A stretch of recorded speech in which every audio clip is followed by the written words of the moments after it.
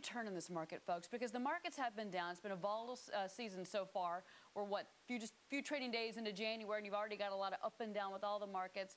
Our next guest says that there are areas for investors to turn a profit in your portfolio. He's Rick Pendergraft. He's Investors Daily Edge Editor-in-Chief. And I think a lot of folks that I've been talking to here in New York in particular, sir, are looking for ways to invest in infrastructure, IT, healthcare. Where are your picks right now?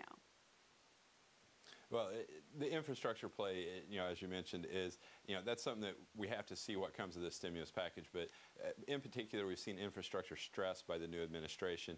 And one area that I like is Aztec Industries is a company I like. This company makes the equipment and the components to repair and build roads.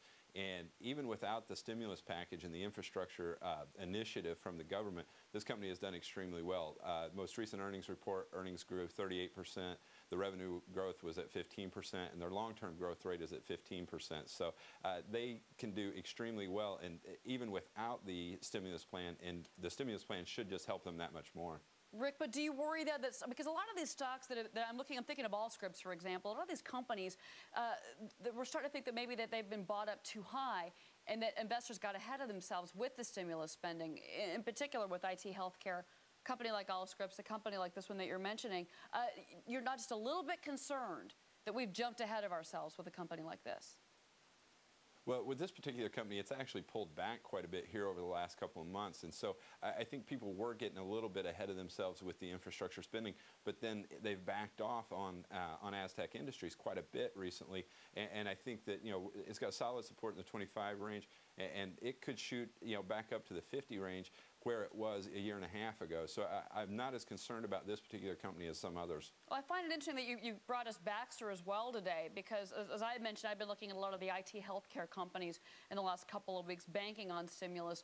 Why Baxter under the stimulus program? Well, Baxter's one of the few companies that, if you look at long-term charts and you look back 6 years on this particular company, they're still in their uptrend. There's very few, after the carnage we've seen over the last year, very few companies that you can say are still in their uptrend, and Baxter's one of the few. Look at the fundamentals. The company revenue growth of 15%, earnings growth of 22%, and return on equity of 28%.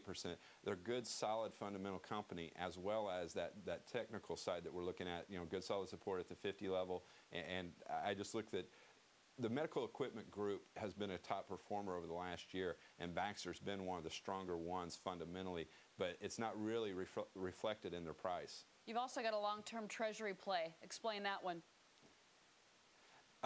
With the economic stimulus packages that we've already seen and all the money that we're spending, eventually, and I'm not saying it's going to happen next month or maybe not even the next 6 months, but eventually the inflation is going to catch up with us. All this money that we're printing and spending is an inflationary directive, basically, and it may not happen immediately, but eventually we will see inflation. Well, with that, all that money that we're spending is devaluing our dollar, and with that comes our debt instruments. They get devalued as well. But meanwhile, we've seen actually the Treasury bonds have actually ramped up. The TBT is the ultra short Treasury fund, and it actually goes up. If bonds fall 1%, it goes up 2%. And this is a long-term play that I think over probably a year to 18 months. Certainly. In all your picks, we are seeing a little bit of downward pressure, but of course we've got the market down today, so we're going to leave it there. But there are your picks: TBT, ASTE, and of course Baxter International. Rick, great way to think ahead. I hope that these companies return some investments for everybody else out there. I do too. All right. Cross our fingers at this point. Thanks. Rick, thank you very much. All right.